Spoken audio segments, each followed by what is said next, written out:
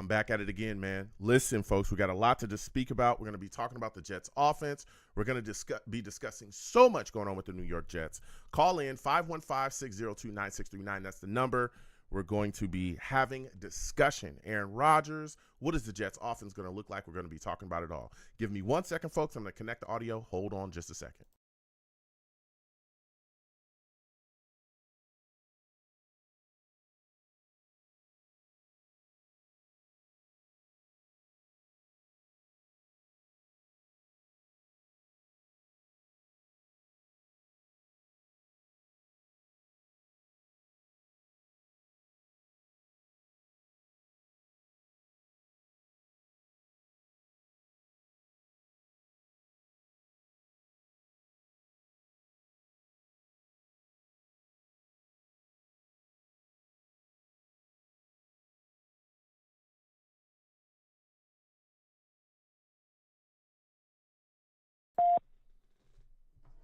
Blog Talk Radio.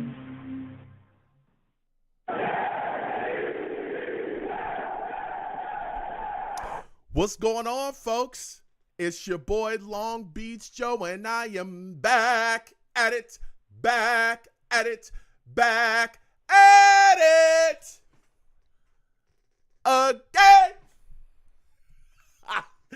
I'm back at it again, man. Wow. Blog Talk is working. That is crazy. Blog Talk is trash, man.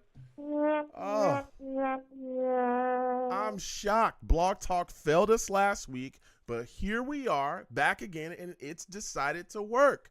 Salutes and respect. Okay? We're going to be bashing Blog Talk all night tonight. Again, the number to call in is 515-602-9639. We're going to be discussing quite a bit, okay? We're going to be talking about the Jets offense, expectations for said offense. Robert Saleh also more involved in the Jets offense. We heard this directly from Aaron Rodgers right out of his own mouth. We're going to be discussing that. We're also going to be talking about the New York Jets offensive identity. What do you think it will be? I want to hear. There's a lot of different takes, a lot of different thoughts on this. I'm hearing from a lot of Jets fans that have huge expectations for Aaron Rodgers to throw over 300 yards per game. That's what I'm hearing from some Jets fans. Okay? We're also going to be talking about the Jets wide receiver battles. We're also going to talk about Will McDonald. A lot of expectations for Will McDonald in year 2. A lot of Jets fans on his back saying, hey, if he can't get it done, they're going to lose it and go off. So we're going to be discussing it all. Let me go ahead and get into the show. Listen, I'm the man of the people. I'm here for the people. Let me shamelessly promote my Facebook page. Everyone go on Facebook, search The Long Beach Joe Show. Like that page. My content's up there. Go ahead and give it a listen. Message me. I'll message you right back. I love going back and forth with you folks about this football team. Also, leave me some feedback. I love hearing about what you folks think I do here on The Long Beach Joe Show. I am also on iTunes as well, for those of you that do not know. All right. Going over to iTunes, type in, okay, The Long Beach Joe Show on iTunes. Subscribe to the podcast, okay? Also, give me a 5-star rating and leave me some feedback. I love hearing about what you folks think I do here on The Long Beach Joe Show, all right? And again, I want to thank everybody that listens to me from overseas. There's a lot of people that listen to me from overseas. Germany, Ireland, everywhere, okay? I respect y'all, okay? And I want to thank y'all. London, Australia, a lot of Jets fans, all right? And I want to thank y'all for doing that. Again, please continue doing that. For those of you that may not know, your boy's also live on YouTube, okay? Come on over to YouTube, all right? Type in Long Beach Joe Jets on YouTube, okay? Subscribe, hit that notification bell so when I post content, you folks will be in the know, all right? And also give the streams a thumbs up, but just know when you come over here, you're going to have to deal with some people, man. All right? You're going to have to deal with my chat, man. And I call my chat savages. Why? Because they are savage. Savage! Listen, nobody is safe. Okay? Nobody is safe. Not even me. If the savages don't like what you have to say, they're going to let you know. All right? Trust and believe. They're going to let you know. Okay? You can also follow your boy on social media on my Twitter at The Long Beach Joe, at The Long Beach Joe on Twitter. All right. And talk to me. I'll talk back, man. I get in arguments with a lot of people.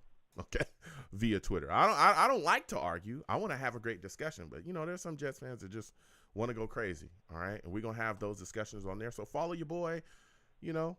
Let me know what your thoughts on the Jets are, and let's go back and forth on Twitter at the Long Beach Joe. Is it X now? I don't even. I just call it Twitter. Okay, y'all just gonna have to deal with that. I've given up. Again, salutes to all the savages in the chat. If you have questions, things you want to say, throw that in the chat as well. I do come to y'all in between calls. We have callers. I see y'all. We'll be coming to y'all in just a second. 314, I see you. 609, we'll come to you as well. All right, just give me 1 second. We're going to cover the topics really quickly, and we're going to get to the calls. Again, the number to call in is 515-602-9639. Again, 515-602-9639 is the number. Call in. Okay, I got new callers as well. Again, please hold on, be patient. We get into everybody. The only thing I don't allow on my show is cursing. Don't call into my show cursing. All right, I'll get you out of here fast. I'm talking fast. All right, fashion, and we got Elijah Moore out of here. That was fast, bro. Woo, that was fast. Faster than Blog Talk can break down. That's fast. Woo. We're going to be bashing Blog Talk tonight. Salutes Michael Piper Jr. He says, Blog Talk blows. That's what I'm talking about. That's the spirit, all right? That's the spirit. Salutes to all the savages in the chat, all right? So quickly, we're going to get to this, all right? We're having a discussion. Aaron Rodgers came out, and they were talking about the Jets offense, and he was, referencing things that they're doing and how things are being moving and shaking now. And Aaron Rodgers shouted out Robert Saleh recently. He said, I think to Robert, to his credit, is taking a deeper role in the offense. Okay, this is something that was kind of talked about in the offseason. We know that there was a lot of things thrown around, right, especially surrounding Nathaniel Hackett. There was talks, rumors swirling, and there was reports swirling as well that the Jets were looking to bring in someone to basically replace him, to kind of take away his play calling duties, but he would kind of keep the, offensive coordinator the title, but he wouldn't necessarily be the guy calling the plays. There was rumors swirling about that, reports swirling about that, a lot of talks that the New York Jets were really looking to replace him.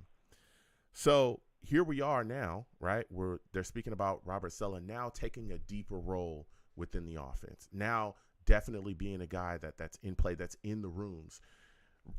Aaron Rodgers went on to say that as a defensive coach, he's been in the room a lot, but he's kind of sitting over to the left of me, good amount of the offseason so far, so we appreciate his influence. He's brought some really good ideas to the table. So here we see Robert Saleh again. We were kind of sold the CEO head coach stuff, when he was initially hired. And a lot of Jets fans have knocked him for, not necessarily having much of a handle on the offense. We know the Jets offense has struggled mightily pretty much since he's been here, right? From Mike LaFleur to now Nathaniel Hackett, especially without Aaron Rodgers last season. And, they were looking to see an improvement and a change. And here we have Robert Saleh stepping up saying, hey, I'm going to get my foot in there and I'm going to figure out what's going on and I'm going to take a role. And I think that this also shows, that he understands what time it is. He does. Because if they don't get it done this year, we all know things are going to change, all right? Woody Johnson has come out and said it, especially the big expectations on this upcoming season, playoffs, all that stuff, right? So I started to look at myself and I said, man, what will the New York Jets identity be offensively now, right? What would it look like with Aaron Rodgers back into the fold? And the first thing I thought to myself is, I think the New York Jets are still going to be running the ball, or should be running the ball extremely efficiently. I understand that some Jets fans want to see Aaron Rodgers go off, right? Throw for 400 yards a game and stuff like that. But I don't know if that's necessarily the proper plan or the plan that we should be trying to display, especially when you look at his age. And I'll get into that in a second. When you look at the New York Jets, this team is built like a true playoff team, right? You got a QB in Aaron Rodgers that can handle the rock when need be, right? He can still sling it. He's not 25-year-old Aaron Rodgers, but he can still get it done in this league. Absolutely, right? But then you got a bell cow back like Breece Hall that will destroy you. Not only running the football, right? We all know he can hit the hole. You get it rolling, everything should be good. But he can swing out of the backfield and catch the football as well. He's pretty high on the New York Jets. You look at the charts there. He's pretty high on the Jets as far as catches. Pretty high on the New York Jets receiving list. I mean, you look at his situation, man. It is beautiful when you have a type of back like Breece, man. He was third on the Jets in yards and reception yards this year. And I believe he was second as well in receptions on the team. That says something, right? When you have a back that can do a multitude of things like him. So I think he'll continue to be, we all know he's going to be extremely featured this upcoming year. But then we also have a defense that is unbelievable as well, right? That shuts things down. You could already get the Jets have the best defense in the league. So when it's cold in December and things are ugly, right? And we've got to make that push and we're grinding when it gets late in the season and teams are tired, the Jets will be able to survive and thrive because of all the things that I just talked about. When I started to talk about a lot of this with Jets fans and some Jets fans that I know, they immediately gave me some pushback.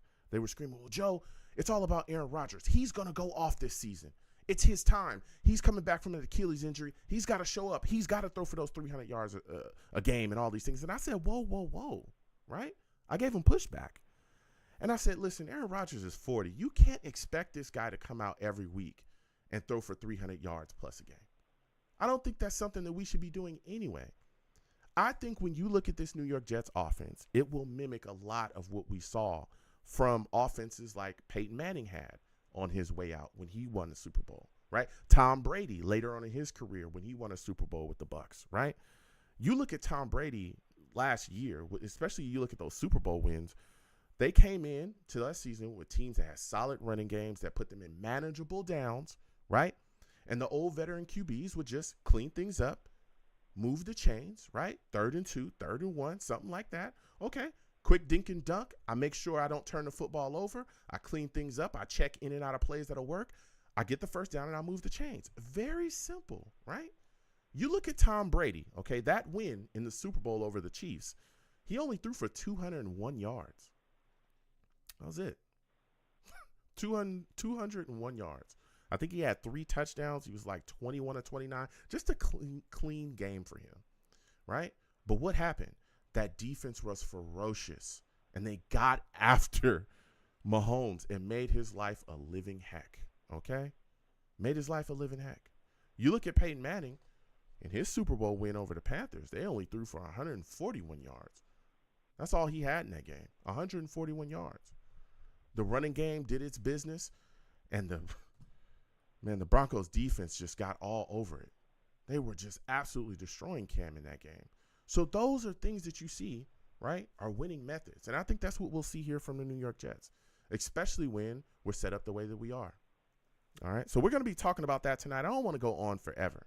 I'm just saying that I think the Jets offense could be, pretty solid when they're just playing controlled football, right? And we talked about that. We heard about that constantly being talked about by Robert Saleh.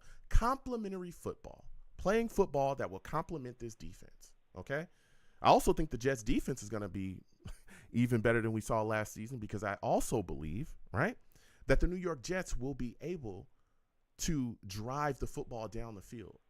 They'll be able to consistently have drives, which will allow, right, especially if you're running the football effectively, it will allow that defense time to breathe and get its wind back underneath itself. Now you're going to have a Jets defense come out ready to go and not gassed every single week because they're trying to carry this football team. So we're going to be talking about that tonight. We're also going to be discussing Will McDonald, man. Will McDonald, a lot of expectations on him, a lot of big expectations, man. Boy, oh boy. There's a lot of people that are saying, look, he's got to take a big jump forward. A lot of people saying he needs to take kind of a Jermaine Johnson step forward. We're going to be talking about that. Again, call in. The number is 515-602-9639. 515-602-9639 is the number. Call in. Salutes to all the savages in the chat. Dre, I see you in the building. Salutes. June, I see you in the building. Salutes. Christopher Phillips, he says, I'm not buying the hype on Malachi Corley. Okay, we're going to be talking about that. We're going to be talking about that, all right? Because I think Malachi Corley is a key piece to this offense as well, especially if he can show up this year. If you look at Malachi Corley, what is he here to do? Get those short passes, right? Short passes equal solid offense. We saw the Patriots do that. When people thought that, hey, we can shut down their running game, what did they do? They switched over, whether it be White or any of those other guys, short passes out into the flats, kind of subjugated for their running game. And it absolutely proved that they can get it done. So we're going to get to the lines, okay? 515-602-9639. 515-602-9639 is the number. Call in, okay? When you call in, please be patient. We're going to get to everybody. Trust me, okay? Be patient, okay? Also, when you call in, please make sure you have a good phone line, okay? Don't call me from a phone that you found in a Home Depot dumpster. Keep in mind that my show is a family show, so no cursing, okay? No cursing. I'll get you out of here fast. I'm talking fast. Faster than we got Jamal Adams out of here. Woo! That was fast, man. But it wasn't fast enough, okay? I think he's still looking for a team. I think the Ravens were interested in him, right? But he's still out there, and we'll see, okay? Please give the stream a thumbs up. Subscribe if you haven't already. Hit that notification bell so when I post content, you folks will be in the know. Also, share the stream across your social media with your friends and your family. And again, when you call in, please be patient. We will get to everybody, okay? The lines are open, 515-602-9639, all right? We're getting to the lines, okay? First caller I'm going to, 678. We're coming directly to you. I believe this is June, okay? June salutes. Listen, I want to thank you for calling in. For those of you that do not know June, he's a savage. Savage. Jeez Louise, June salutes. It's good to speak to you, man. We haven't spoken to you a little bit. We're sitting down and we're having this discussion, man, and talking about the New York Jets offensive identity here. What are your thoughts about Robert Saleh being more involved in the Jets offense this offseason? Well, I think that's a good thing. I'm going to say why. Because not for nothing, but he can help. They can help each other as far as the nuances, as far as the weak spots in the defense. Mm-hmm. To help them out, let them know what, for those teams that play the same defense that we do, you can help them out as far as let them know where the weak spots is, where you can put stress on the back end at the same time, vice versa. Mm-hmm. Rodgers can sit there and tell us, and inform Sauer where he would like to go with the ball on a certain coverage and whatnot. Mm-hmm. Yeah, I mean, I think it's a good thing, and it can help both. Mm-hmm. Yeah, I do as well. And again, when we talk about, this football team, I think a lot of Jets fans as well that I spoke to were frustrated about the fact that it seemingly didn't look like he intervened enough last year with the offense. I know that there was a lot of talk, especially when you look at the way, you look at the way Nathaniel Hackett was wheeling and dealing out of there. A lot of Jets fans were upset and frustrated with how he was handling the situation. A lot of people felt like Saleh should have stepped up and did more to kind of try to kickstart this offense, maybe throwing some ideas out there. I mean, honestly, we saw that before from Rex Ryan, right? And Rex wasn't no offensive genius. We all know that, right? We all know that. Yeah, and we saw him step in before and absolutely put some things. Can you come a little closer? I don't know what you have me on, but come a little bit closer to your phone there, June. You're kind of low there. But we even seen Rex Ryan before in the past. What about now? Oh, you sound great now. We saw Rex Ryan in the past be able to kind of step up as well. And, I mean, he took a game over. I think it was Tony Sperano where he was just like, and I know it was stupid, but he said, listen, we're going to run the football. Right. Whatever you're doing is not working. You know what I'm saying? Go ahead. Give me your thoughts there. Exactly. No, you're right. I almost forgot about the Tony Soprano. That's the dude that we got from Miami. Mm-hmm. Yes, he did that, and he took over the game, and look what happened. We went to back-to-back AFC championships. Mm-hmm. Yeah. It's not hard. It's only hard when you make it hard. Like, it's old. It's the old ingredients of playing football. Yeah. Run the ball, play good defense. Mm-hmm. And anything else that you get out of the quarterback is just a plus. It's just a benefit. Mm-hmm. And that's why. That's what me and you were talking earlier. I believe you don't need 100% Aaron Rodgers. Mm-hmm. You don't even need 90% Aaron Rodgers. You don't even need 80% Aaron Rodgers. Just give us a nice, not that he is one, but you know what a game manager in this defense. We can win the game. Yep. Yeah. I've talked about that as well, about Aaron Rodgers just being an elite game manager. Especially again, he's 40 years old, coming off of that ACL or that Achilles injury.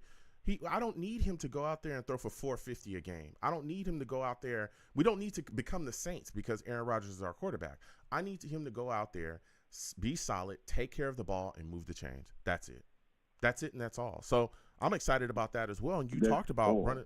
You talked about running the ball there, June. What are your expectations for Brees this year? I mean, I'm expecting. There's a lot of Jets fans talking 14, 1,500 yards. What are your thoughts? I'm actually seeing it as well. Let me tell you why. You got to think about it. We've seen 8, 9 men boxes the whole season, and still got 994 yards, if I'm not mistaken. Yeah. 996 yards. Correct. Yeah. With stacked boxes. Mm-hmm. Now you can't stack the box no more because Aaron Rodgers is a threat. So I just can't wait. Now, and let me give you an example. Did you see how Miami was able to run because they've seen those stacked boxes because they had to play back to respect the pass. Now, put Brees in that situation and just let him go. Yeah, I'm right there with you. I think he's going to go crazy. And not only that, but I also think coming out of the backfield, I think is going to be something special for him this year as well, because we saw last season he was doing that well as well. I think he was like second or third on the New York Jets in receptions. Yeah, he was second in reception. I think he was like third in yards, in receiving yards. So Brees was absolutely doing his thing on all phases of the game and handling business. I think he had like 590-something yards last year. But there's been a lot of talk about the backs that are behind him as well. Yeah, go ahead. He was the second running back with yards from scrimmage in the NFL last year with the historically bad offense, I might add. Mm-hmm. So now, insert Aaron Rodgers and let's see what he can do. Yeah, yeah. What are your thoughts about Izzy Anabanakanda, man? There's a lot of people talking about Braylon Allen or Isaiah Davis possibly snatching a spot away from him. Do you agree that you can see that happening, man? I could definitely see that happening. I think they were so unimpressed by him last year that I mean, think about it. If they felt that he was the guy, I don't think they would have drafted 2 running backs.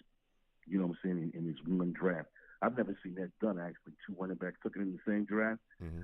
So, and not to mention they're almost similar styles. I want to say they're similar styles. Braylon Allen is the one who I like. I like him a lot. Mm-hmm. But as far as Izzy, I think he'll be fighting. He's either going to fight for a roster spot or he's going to be in the practice squad. Oof. By the end of the day. Okay. Look, I don't know, man. I think that Izzy's extremely talented. I don't know if they'll put him on a practice squad. I think that there's a chance the New York Jets could end up carrying maybe 4 backs. You know, him, of course, Brees, Izzy. I think Braylon and Davis could end up making it, especially when you look at the situation with our fullback situation. I think our fullback is in some trouble. Bawden, I think, could be in some trouble, especially with Isaiah Davis. Those are some big backs, man. And those are some guys that end up taking his spot as well. So I could see them carrying 4 running backs, especially if they're running the ball as much as I think that they will.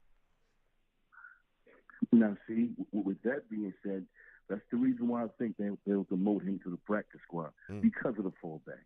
Okay. Now, right. So you're thinking, in actuality, it's going to be 4 backs, but just one will be a fullback, and they'll run off the other 3. I really think that he's either going to fight for a job or he's going to be in the practice squad. Watch and see what I tell you. Okay.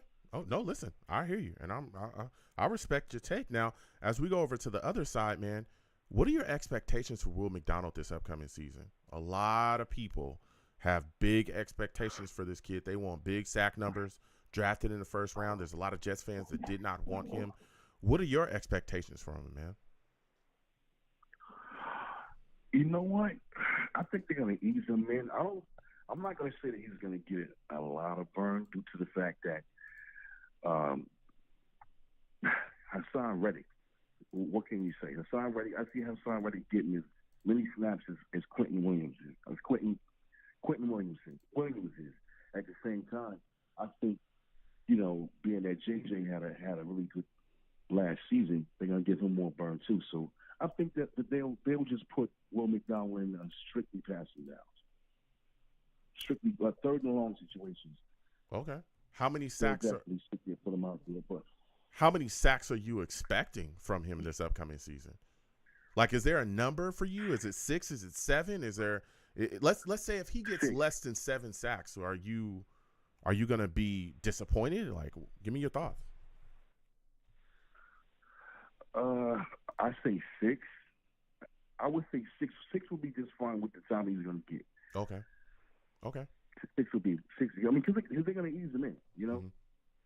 No, yeah. Listen. Yeah, one thing about the Jets is that, and this have yet to change ever since Woody took over the team. Mm-hmm. The Jets play who they pay. Mm-hmm. That's just the way it is. Mm-hmm. So I expect Quentin, I expect Hassan Reddick, but behind them I see JJ. Of course, let's not forget about Michael Clemens. Mm-hmm. So. And not to mention, look, listen, there are 2 rookies right now, 2 undrafted free agents right now that's making noise in camp. Mm-hmm. Eric Watts and what's the other guy's name? Eric Watts and Leonard Taylor. Mm-hmm. Yeah, Leonard Taylor, the undrafted guy. Yep. Mm-hmm. Don't be surprised if they both make the 53-man roster. Yep. Yep. A lot of people talking about McGregor as well. A lot of people talking about him. But Taylor, that was a guy that a lot of people had going way higher in the draft than he actually ended up than being an undrafted free agent. There was a point in time where some people talked about him being a possible first or second rounder. And here he is with the New York Jets. And like you said, I think he's a guy that could push to make the roster. I mean, he got freakish athleticism. Yep. The issue with him is what they said was his motor. Like he takes plays off. But if anybody can get it out of him, I think Robert Saleh can get it out. Yeah, I think he can. Listen, June, I gotta slide off. Next time I have a show, I want to hear from you, man. You gave us some good takes. I got you, brother. I got you. It's good speaking to you again. It's been a long time, brother. Absolutely. Oh, before I let you go, tell everybody about you do like spaces and you put out content. Tell everybody where they can find you, man. You can find me on X. Some say Twitter, like you said. June Smith. we usually on Mondays and Tuesdays at 2:45, 3 o'clock, and we talk ball all day long. Yeah. All right, June. Thank you again for calling in, man. Next time I have a show, again, call in. I love talking to you about the team. You already know that. I got you, brother. Salute. All right, salutes. Listen, man, June with a call, bro. Woo. We're going to keep getting to these lines. Again, 515-602-9639. 515-602-9639 is the number. Call in. Again, when you call in, be patient. We're getting to everybody. Trust, okay? Next, we're going to 973. 973, we're coming to you. Val, Justin, you'll be next. Val will come to you as well. All right, but we got to get to 973. I think this is my guy, Brick City. Salutes, Brick City. For those of you that do not know, this man is a savage. Savage. Salutes, Brick. Listen. Blessings, brother. Man, listen, we talking that talk tonight, okay? I've sat down and I've talked with some Jets fans, man, and I want to get your thoughts on this. What do you believe the New York Jets' offensive identity will be next season? Run the football, play action, protect Aaron Rodgers at all costs, play solid defense in the fourth quarter, win the Super Bowl, baby. Okay. What do you say to fans that believe that Aaron Rodgers should have the ball in his hand more often than what you're talking about? I've spoken to some Jets fans that believe that he should be throwing a bunch every single game, and he should have at least over 300 yards per game. What are your thoughts about that? Well, due to respect to all Jet fans, because we're family, so I don't want to disrespect anybody and call them idiots or whatever the case may be. Aaron Rodgers is 40-something years old, you know, and we need him in December, January, and hopefully February. So we can pound the rock and keep a balanced attack and keep him upright and not overwork him, we'll be fine. Well, what would you want to do? Overwork him, he gets injured again. Yeah, we got Tyrod Taylor, but now we miss the playoffs again and everybody gets fired. Even though we have a 9-8 record, it doesn't make any sense. So to all Jet fans, I'm begging you, please think we're logical with our brains and not with our emotions. Okay, I respect that. Now, Brick, what are your thoughts about Robert Saleh being more involved in the New York Jets offense? I mean, that's a great thing. I remember earlier in his coaching tenure that he'd been in the offensive room, but him being more involved in offense, it just shows that he's continuing to want to learn and be a great coach.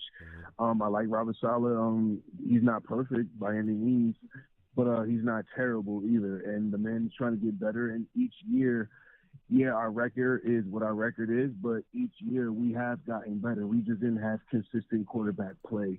And for Coach Saleh to be in the offensive playroom, it just shows that, he wants to be that CEO type of coach, and I hope he becomes that. I really want us to get a ring, and I really want us to get a ring through him. He turned our franchise around, and he's a little above. I love Rex. Robert Saleh didn't get there yet, but I believe he'll get there eventually. And Jet fans, I think we got a good one. We just have to keep riding the ride. Keep riding the ride. Yeah.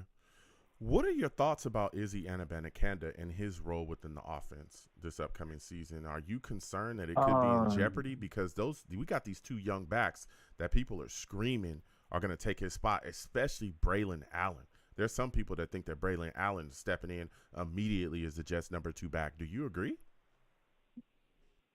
Yeah, man. He's a beast. He's a beast. But I think Izzy can find a role in the offense, especially with the new special team rules. I think he can find a role on the team. Okay. Definitely, especially with the new. He can be that third down back, maybe in passing plays, whatever the case may be, coming out the backfield, or they can do maybe a full house formation, and he can play that other back coming out the backfield to catch a pass for a first down, and he gets open space, he's gone. So he's a weapon, but it's about if he can play special teams, and it's always offense, defense, special teams in football. So if we lose him, that could bite us a little bit, but I trust in Joe Douglas, and it's competition. It's a business. It's a business. Yeah. But if we can find a way to stash him on the practice squad, that'd be great as well. There's a lot of people talking about Izzy being on the practice squad this upcoming. This is going to be very, very interesting this off season. Yeah, it's going to be interesting.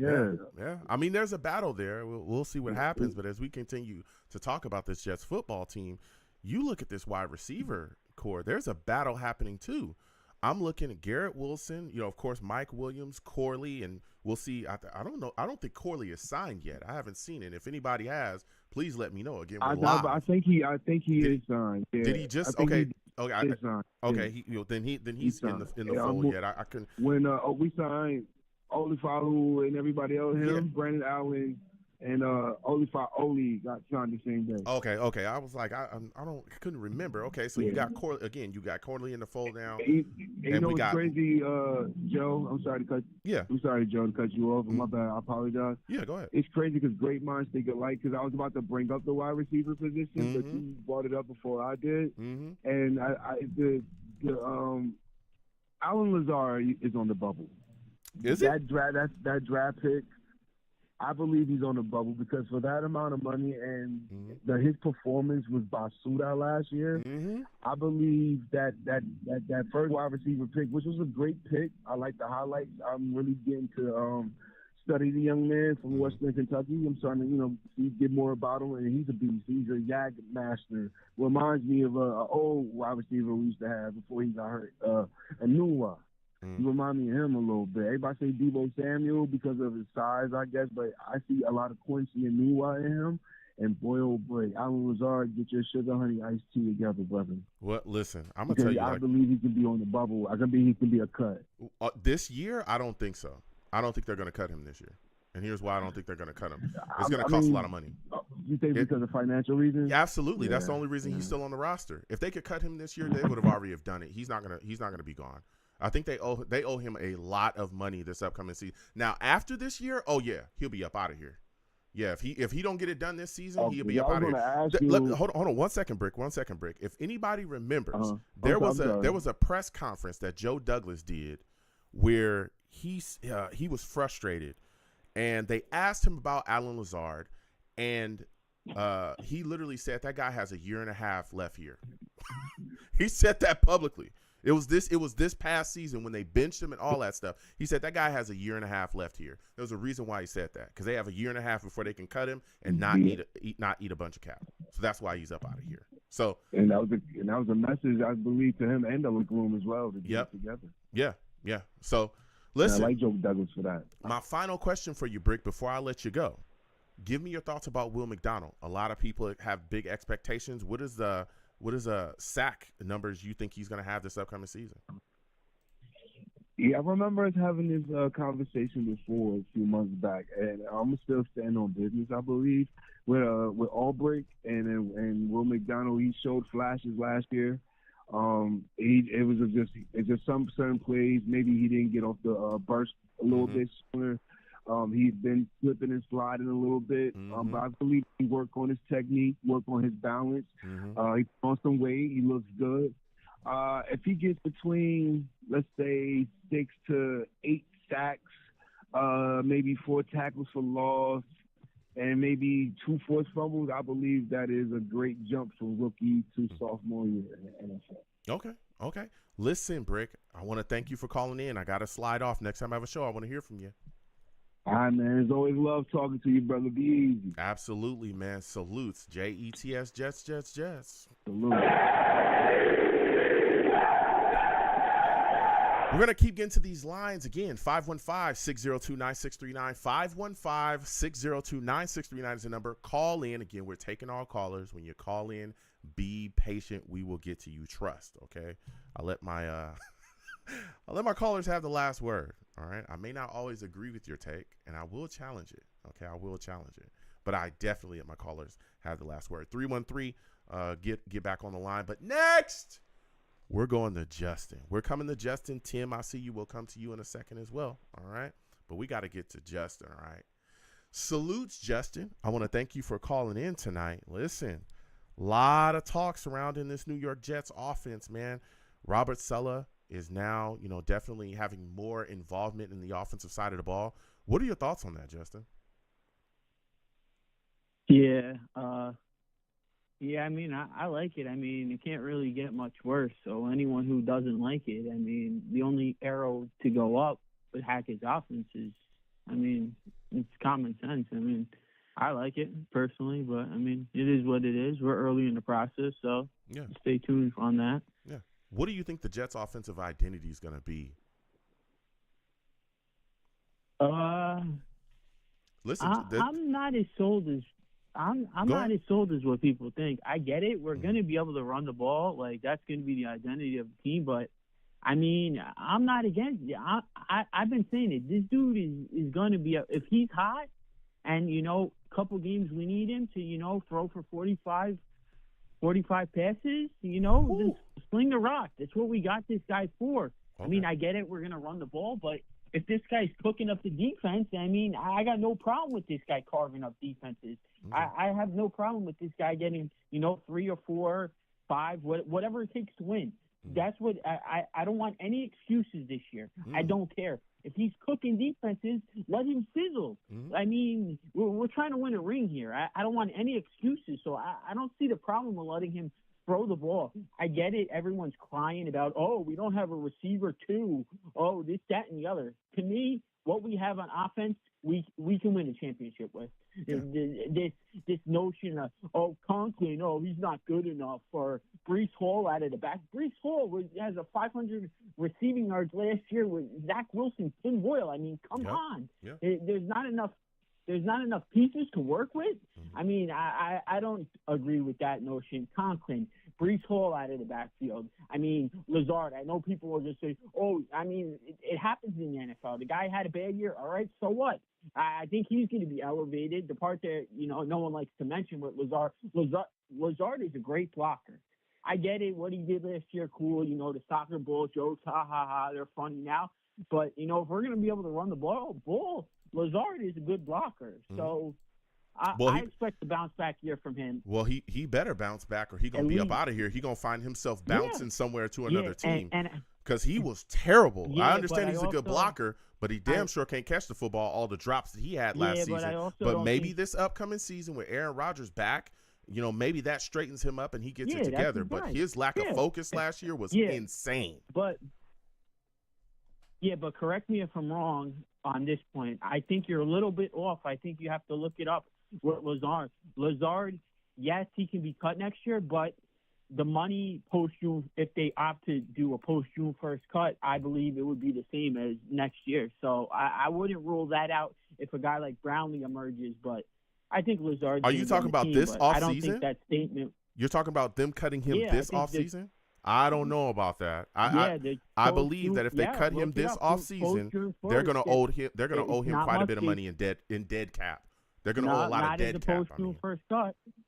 Okay, I'll but check that out again. I swear it's something like I don't think like 10 million or something. I have to look at it lately, but I swear it's like 10 million. I don't think it's much as.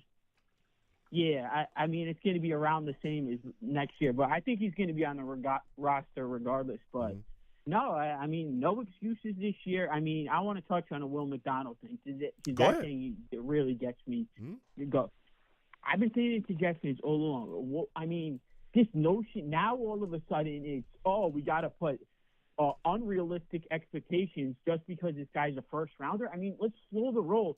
We need to take a Jermaine Johnson leap. No, the guy needs to be productive with his snap test. I expect him to have 5 or 6 sacks, maybe a turnover, punch the ball or whatever. But, I mean, let's slow this roll down. He needs to take a Jermaine Johnson leap. I don't know if I can agree with it unless someone gets hurt. I get it. He's a first-rounder, but, I mean, come on. 5 or 6 sacks and he's productive for the snap load he gets, that's cool with me. I mean, let's not say, this guy has to have 10 sacks like Bryce Huff. I think that's the part where people are a little bit overblowing it with him. Yeah. I get it. He's a first-round pick, but, I mean, come on. He's got to be productive in the system. I mean, the guy didn't get any burn last year. So I think that's realistic for him, to be honest. But this notion of 10 sacks and all this other, he's got to be where Huff is. No, I can't agree with that. Okay. Well, especially if no one gets hurt. It depends on the snap count. If someone else gets hurt, okay, maybe. That's where I was about to go. For him, cool. Yeah, that's where I was about to go. I understand that people want 15-something sacks out of him, but a lot of it is going to definitely play within a snap count. I'm thinking 8 sacks, 7 sacks, I'll be happy with that, especially if he's causing a lot of havoc, right? Especially if he's causing a lot of hurries, and that plays into factor as well, because that could turn into interceptions. That turns into turnovers when quarterbacks are feeling the pressure and they just get rid of it. He may not always hit home, but he's definitely going to cause some issues that's what there. I meant with that's what I meant with the fumbles, like the turnovers and the strip sacks, stuff like that. See, that's I think more like it for him. But I don't think 8's too crazy, but anything more than that I think is outrageous for now with him, unless someone gets hurt. But no, I don't know. I think we need to slow the roll on this undrafted guy, Leonard, whatever his name is, Leonard Taylor. Leonard Taylor, he the man. Let's pump the brakes on this guy. Let's pump the brakes on this guy because this guy's getting a lot of love, and we're not even at minicamp. And I heard the last call, I think it was June. Let's pump the brakes a little bit on this Leonard Taylor stuff. It's a little bit outrageous so far, but I think, like you mentioned, the McGregor guy, I think he's got a better shot at making it. Yeah, him and Watts, I think they have a better shot than Leonard Taylor. But, I mean, you mentioned the Izzy stuff. I think people need to slow the roll a little bit, too, on the Izzy's going to be cut. I don't see the problem, especially if the roster spots pan out. To me, I'm keeping two quarterbacks, depending on if Travis is whatever. You put him, you sneak him through the PUP, and if you're going to be a run-first team, like everyone's saying, 4 running backs, you're going to need those guys down the stretch. So I think we need to slow the roll on this Izzy cut thing. Let it all play out and see how it works when the numbers lie. This stuff always works like that, and the numbers always play itself out come training camp time. Okay. So, I mean, I get it. We think we have a loaded bazooka gun right now, which we do in all positions. But, come training camp, when the pads go on, someone's going to go down. It's just the inedible of this, the whole thing. Okay. So let's slow the roll down on cutting guys and let's just see how it plays out for now, and then worry about that later. Yeah. Listen, Justin, it's been phenomenal. Before I let you go, I went back and looked at it again because I like to be factual. If we cut Alan Lazard, okay, that is $12 million dead cap money. That's post-June, pre-June 1st. It's $18 million in dead cap. Like I said, that man got a year and a half left here, just like Robert Sala said. He's here. Yep. He's gonna be here. Listen, Justin, here. Yep. I want to thank you for calling in. Next time I have a show, I want to hear from you. All right? Absolutely. Listen, JETS Jets. Can't get rid of that guy fast enough. Your boy Joe. Your boy Joe knows something. All right. I was the first one calling that guy out. Okay, I was the first one calling him out. Trust. Okay. I was the first one talking about him dropping footballs. 313, we're coming directly to you in a second. I was one of the first guys talking about him dropping footballs. Okay, his bad route running. I know everybody wanted to blame stuff on Zach Wilson was terrible. He was. Okay, so was Tim Boyle. So was Trevor Siemian. But it damn sure don't help when you got a guy out there that you paying as much money as we were paying, as much money as the Jets are paying Alan Lazard out there. He was just running around out there looking crazy. I'm talking crazy. There was a game, I think it was against the Bills, where he missed a pass. It hit the ground, and he got up and started joking around with the Bills player and hugged him. I wanted him cut right then. My God, man. Man, got a year and a half left here. Get him out of here. But we'll see. Okay, Aaron Rodgers is back. Hopefully, things can straighten out with him. Let me get back to the show. I could go off about Alan Lazard.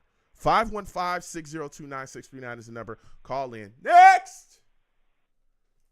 We're going to 313. 313, we're coming directly to you. After that, Tim, we're coming to you, Tim. I want to hear what you got to say about this, Tim. 313, you're looking like a new caller. Give me your name, where you're from, and give me your thoughts about the New York Jets, Robert Sala, now being more involved in the offense. Yes, sir. Can you hear me good, Joe? Yeah, I can hear you pretty good. Awesome. Yeah, so, this is, so I seen you in a Twitter space earlier, so I figured I'd, check you out and everything like that. Thank you. Salute. But yeah, for sure. But yeah, I think what you said what the first question was it the Robert Sala on the offense? Yeah, give me your name first. What is your name and where you're from? Oh yeah, for sure. So my name on Twitter is Vezo, Okay. but you can just call me Vez. Oh, okay. But yeah, so no, I'm calling from I live in Arizona. I'm from Detroit, Michigan. Okay. Believe it or not, when I became a Jets fan, it was when the Lions were going 0-16. I don't know if you remember that season. Oh, I remember that. but I made a life decision then I'm not going to be a Lions fan. I'm going to be a Jets fan, because Grievous, a hard knock. So we'll see how that works out this year. But so far, the Lions got a little bit of a head start right now. So, yeah. All right, Vezo. Listen, sure, I want to thank you for calling in. Give me your thoughts, man. Robert Sala is now, reports are coming out. Aaron Rodgers talked about how he's more, within the offense now. He's definitely, in the rooms with them, listening to the strategies and giving some thoughts and giving some takes on what he'd like to see. How are you feeling about that?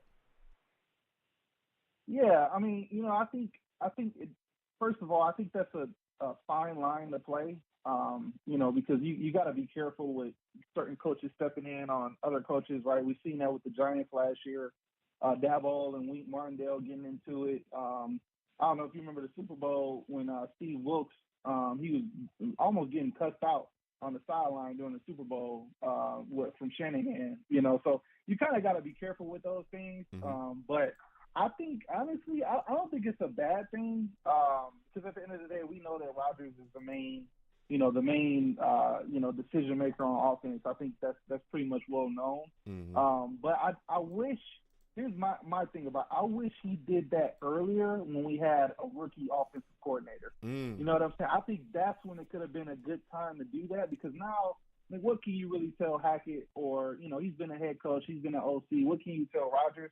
Why not do that with your buddy that you brung from San Francisco during his first stint, his first real big boy job? You know what I'm saying? Yeah, LaFleur. That's kind of my thoughts on it. Mm-hmm. Yeah, that's kind of my thoughts on it. But we'll see. We'll see how it works. Okay. Now that's a good take there. And again, like you said, we'll see.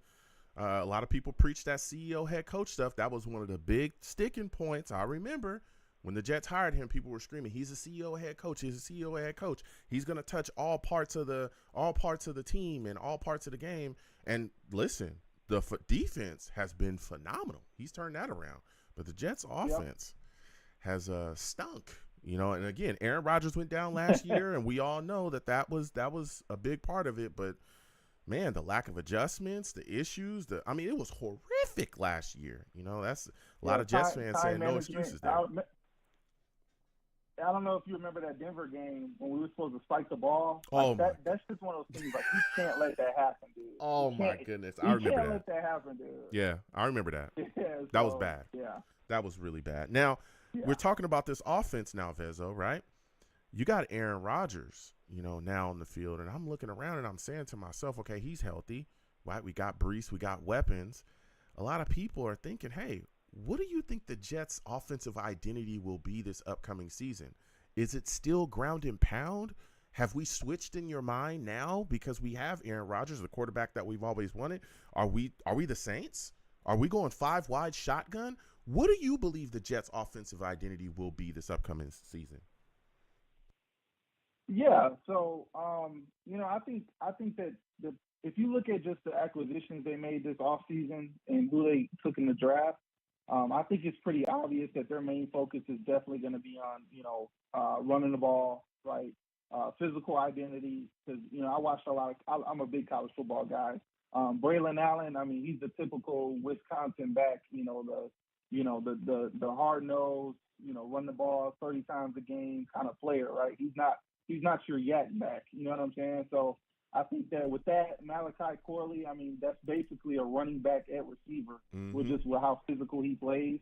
You know what I'm saying? So I think if you just look at those with the offensive line, right, John Simpson, he's not a big name guy, but he came from Baltimore. He's going to come with some physicality. Same with Morgan Moses. I think that's going to be their main brand of football. And honestly, if Rodgers, if he can get us, I looked at some stats. Jimmy Garoppolo's stat line from 2019 was about a 69% completion percentage, 3,900 yards, 27 touchdowns, 13 interceptions. If that's the brand of football we can get from a Rodgers, plus that San Francisco defense, that running game, you see how far it took them. I think they're trying to do the exact same blueprint. Yeah. I think that's what they're aiming for, So we'll see how it pans out. But I'm excited, dude. I'm really excited. Yeah, I am as well. And it's crazy that you bring up Jimmy Garoppolo. I live on the West Coast. I tell people all the time, listen, Jimmy Garoppolo sucks. He does. Right? I'm forced to watch the Niners. Yeah. If you look at the stats, he's one of the most accurate quarterbacks to ever play for the San Francisco 49ers. He literally holds records in that franchise. If you think I'm lying, I know some people think Joe's crazy. I'm not. Yeah. Y'all can look this up. that boy is in the record book. You know what I was gonna say too? Yeah, go ahead. They got Joe Montana, Steve Young. He's in the record books over there. Y'all can look this up. Go ahead, Vezo. Yeah, I was gonna say that's a fan thing too, because people hear Jimmy Garoppolo and they think horrible. I know he wasn't good this past year, right, on the Raiders. But if you ask any NFL head coach, ask them from that 2019 season who wanted to go and face the 49ers those years. Nobody. Nobody wanted, and that was with Jimmy Garoppolo at quarterback. Yeah, the most important position. Yeah. So we'll see. We'll see how it goes. But I'm rooting for Rodgers. I think he'll be good this year. He doesn't have to be MVP Rodgers. He just has to be, top 15 in the league Rodgers. And I think without a doubt we'll have double-digit wins. Yeah. I really do. Yeah. Now, you talked a little bit about Malachi Corley. I want to get your thoughts on this since we're discussing this Jets offense. How do you think Malachi Corley will be dispatched? What is the best way you believe he should be utilized? Do you think the Jets should put packages together for him? Do you think it's an RPO thing? Or do you think he should be in the slot more? I mean, how do you think they should handle him in his first year? Yeah, I think he'll probably be a little bit more of a slot guy. Just because I think it's a little bit easier to get the ball in short, quicker spurts there. If, like I said, if you look at the identity of those San Francisco teams when Salah was there, they're hoping that if his ceiling can be a Debo or Debo-esque, I'm sure they'll be ecstatic with that pick, because it's similar archetype type of player, right? You get the ball in his hands, he turns a 3-yard slant into a 20-yard pickup, right? That's kind of the idea behind it, just from that physicality. So if he can get us that, I mean, I've seen these TikToks. They're talking about what's the everyone had like a childhood average wide receiver that they like fantasize, like they love pretty much in their head. I was like, that guy for me was always Quincy Enunwa. I love Quincy Enunwa. Yeah. Too. If he could be something like that, I will be happy with it. I'll be happy with that, Yeah. So. No, yeah. Listen, before I let you go, Vezo, Will McDonald, a lot of people have big expectations on him. What are you thinking next season as far as sack numbers? What sack total would make you say, okay, he's a guy that I'm excited about and coming along? Like, is there a cutoff? Is it like 7 sacks, 8 sacks? What is it for you? Yeah, I think. Bryce Huff got us 10 last year. 10 if and a he half. can get us, 10 and a half. If he can get us 5.5. Okay.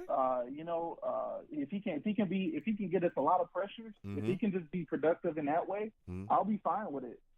I'll be fine with it. And who knows? I mean, things happen. I mean, we say he might not play a lot now, but if Jermaine Johnson or Reddick, if they go down, he's the number one guy up. Yeah. So Yeah. Listen, you're talking that talk. Listen, Vezo, I gotta slide off. Next time I have a show, I want to hear from you, man. This was a great call. Absolutely. You have yourself a good one. Listen, talking that talk. We're going to keep getting to the lines again. 515-602-9639. 515-602-9639 is the number. Call in. We're taking all callers. Next! We're going to Tim. Tim, we're coming directly to you. Val, you will be next. We're coming to Val. You already know the shenanigans start when he gets on the line, but we got to hear from Tim. He's been on the line for a minute. For those of you that do not know Tim, he's a savage. Savage. Tim salutes. I'm talking that talk tonight, man. A lot of people having discussions about this football team. I want to thank you for calling in because we always have great discussions. What are your thoughts about Will McDonald, man? Yes, sir. There's big expectations on him this upcoming season. Are you expecting double-digit sacks from him? And if he doesn't get it, will you be upset? No, I'm not expecting that, Joe. By the way, good to talk to you. Good to speak with you as well. No, I think he's going to contribute, and he's going to get better, and he's going to become a legitimate threat on the outside that other teams have to pay attention to, and then that's just going to make the whole defense better. Okay. So the more the better. So there isn't a sack total that you're looking at and saying, hey, he has to get this much. Right. I would like at least 4 or 5. Okay. Out of him this year. You know what I mean? But, if he doesn't get that and the team succeeds while he's in the game and he's doing good things and he's taking up space, then, that's a good thing. Then, he's learning, he's getting better, and then eventually the sacks will come. Okay. I respect that. There's a lot of Jets fans that have turned up the heat on him extremely, but I hear exactly what you're saying. If he can bring something to the table, I think a lot of people talk about sack numbers, like we were just speaking about. Like you said, 4 or 5 sacks, but if the pressures are there, if that's there, if the havoc is there where he's causing so much destruction back there and causing, quarterbacks to throw interceptions because they're fearing that he's going to smack them, I think that goes a long way as well, especially like you said, when he's contributing and paying dividends. Now we're talking about this Jets offense, man. A lot of people having a lot of discussions. There's a lot of talk surrounding, Aaron Rodgers being back healthy, man. What are your expectations from him back from that Achilles injury, and what do you think the New York Jets' offensive identity will be here with him at the helm of it now? I mean, it has the potential to be dominant, dude. Absolutely dominant. I mean, if everything works the way it's supposed to work, on paper at least, it's looking real good, real slick. I can't see how we don't succeed if that defense does, let's say, slightly above average of our expectations plus our defense. Like, I don't see how we don't succeed. It just comes down to, just like every other team, every other season, it comes down to injury.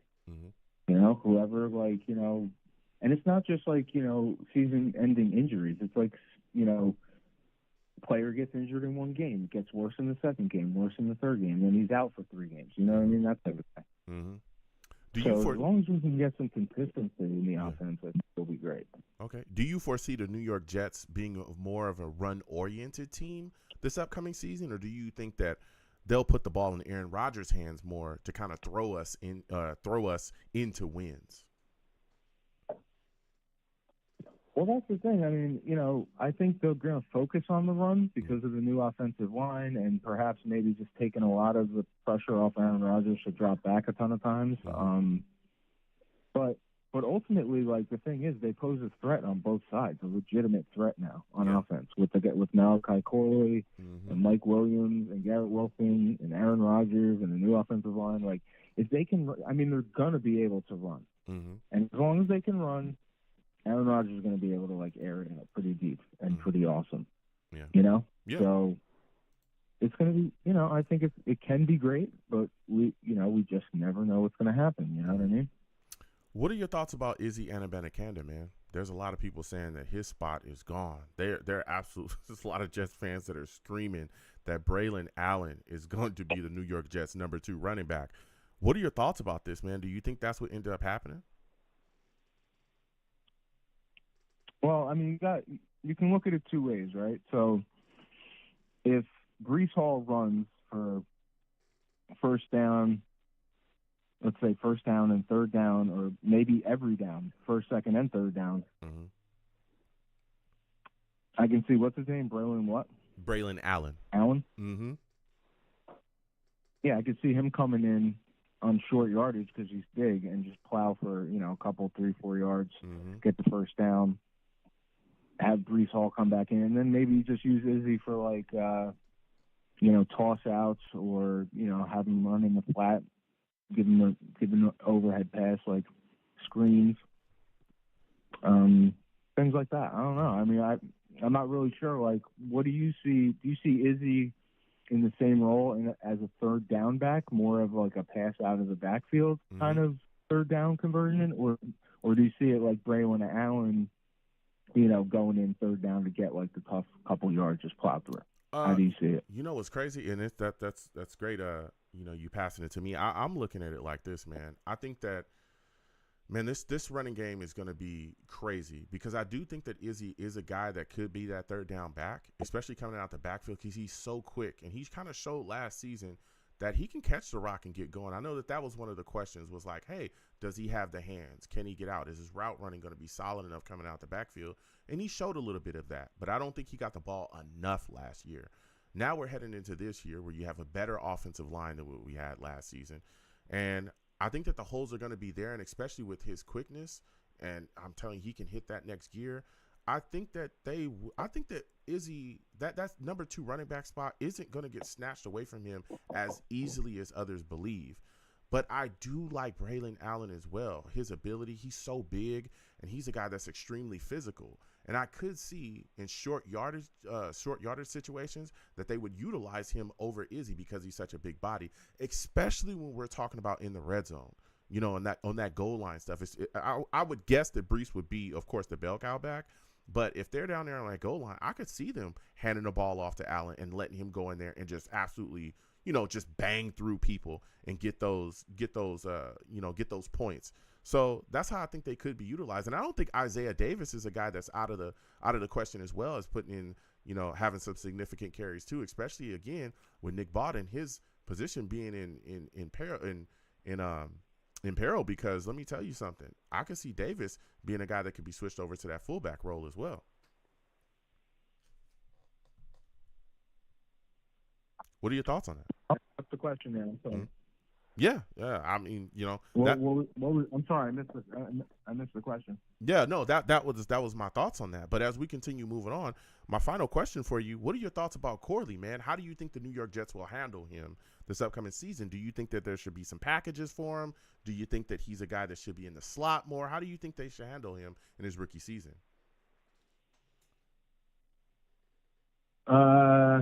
I mean, I don't know. I mean, I guess it depends on the capacity of their coaches to be able to come up with different packages because I don't see why they wouldn't have packages for every receiver. Mm. You know, Mike Williams, Garrett Wilson, Corley. I could see him being in the slot quite a bit. Mm-hmm. And I don't know. I mean, he has, like I said the last time I called, like somebody described him as Pacheco, but a wide receiver, right? So he's like trucking people. Mm-hmm. He's got good route running. He's got a low center of gravity, huge upper body. Mm-hmm. And, yeah, man, I mean, I'm pretty excited about it. I think he's going to be able to really open up the middle of the field. And, everything is going to be, everything relies on the offensive line, literally everything. Yeah. No, yeah. Everything relies on the offensive line. Like, if that doesn't hold, we're in trouble. Yeah. I mean, we got Tyron Smith. If he goes down or Morgan Moses goes down, you got Olu. It's going to be very interesting. Listen, Tim, I got to slide off. Next time I have a show, I want to hear from you, man. We're going to keep getting to these lines. Again, 515-602-9639. 515-602-9639 is the number. Call in. I am taking all callers. Next, we're going to Val, okay? As we know, when Val steps on, the circus starts. For those of you that do not know, okay, Val, he's a savage. Savage!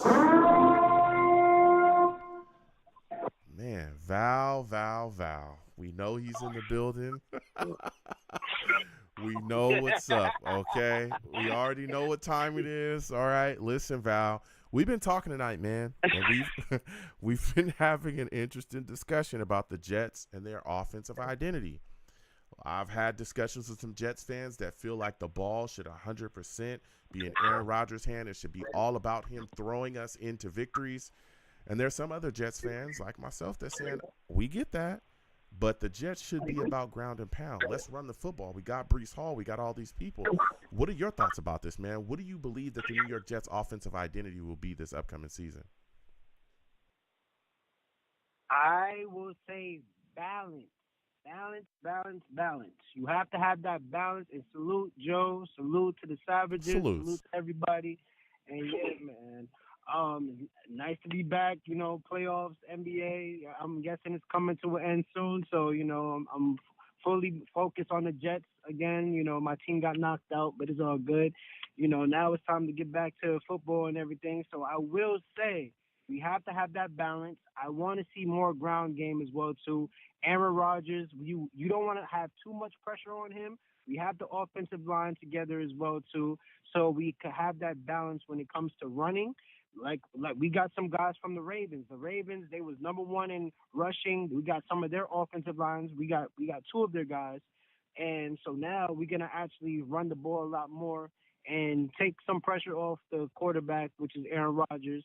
And once you have that balanced attack, they don't know what to do. You know what I'm saying? You want to have that defense off balance, but I feel very strongly, and I feel like we have a good running back, room. So I definitely think we should definitely take full advantage of that as well, too. Mm-hmm. Yeah, no, listen, I understand that. I think that the Jets, the way we're built, especially with the way that I think defenses are going to have to react to the presence of Aaron Rodgers, you're not going to be able to just stack the box and get away with that stuff like you did with Zach Wilson. Nope. Right? You ain't going to be able to do that. Nope. You're going to have to play more honest or you're going to get smoked. Like that's just how it's going to be. Yeah, and I think that that's going to open the running lanes as well. So that's why I think like handing the ball off to Breece Hall and allowing him to do his business, especially again, Izzy Cannon, we'll get to that in a second. All these other backs, I feel like the Jets are going to be running the football heavy because again, I think that the Jets are trying to get more like the San Francisco 49ers. We've been trying that for so long. I mean, we got the defense phenomenal, but it's just getting the offense up to speed that's taking so long. Exactly. That's always been the case with the Jets. Always been the offense. Mm-hmm. Offense has always been our Achilles heel, but the defense has always been solid. We're always known for defense. Nobody really wants to play us because of our defense, but offensively wise, we're not going to score that much. But now that we have Aaron Rodgers, and man, like I just hope that he's that same guy and stuff like that. And that's another thing. That's why I do want us to run the ball a little bit more. I want us to at least, get him more comfortable, because I don't think he's going to play any preseason games. I don't think he's going to play a drive, because there's only like 2 preseason games this season, if I'm not mistaken, or is it 3 still, Joe? I think he's going to. Is it 3? Yeah. Is it 3 preseason games or 2? Yeah, I think it is. I think it's still 3, I think. Oh, so 3? I All right, think so so. I do want to see Aaron Rodgers at least get at least 1 or 2 drives. Mm-hmm. So, he could dust off the rust and get comfortable and stuff, because he was a little – I'm not going to say this was because of the case that he should have threw the ball, but he was a little hesitating a little bit. But I still think he's that guy and everything like that. But, you want to knock off the rust. It's been 2 years since he touched the field legitly, and played a full game. So I definitely think that, we should at least give him 2 drives and get the offense going and get the chemistry flowing, because right off the bat we got the 49ers. So I definitely think we definitely need to address that. Yeah. For sure. Yeah, and it's going to be 3. Of course, we got the Hall of Fame game, and then we got the 3 preseason games. I was like, I know it's going to be. Oh, wow. Yeah, we got that Hall of Fame game, and then we got 3 preseason games, 3 preseason weeks, excuse me. Oh, man. So when we're talking about this situation, right, and that was a great answer there by you, Val. I'm looking at Breece Hall, man. There's a lot of people expecting 1,500 yards this upcoming season for him. Rushing, do you expect the same? Wait, sorry, say that again? A lot of people are expecting 1,500 yards this upcoming season from Breece Hall. Are you expecting the same? Oh, absolutely. We got the offensive line together. We have, we got Oli. We got, all the people. We got Simmons. We have, Moses is back. And we got, who else? ABT, Joe Tippmann. So, we definitely got the guys. We got our offensive line. We don't have to really worry about it.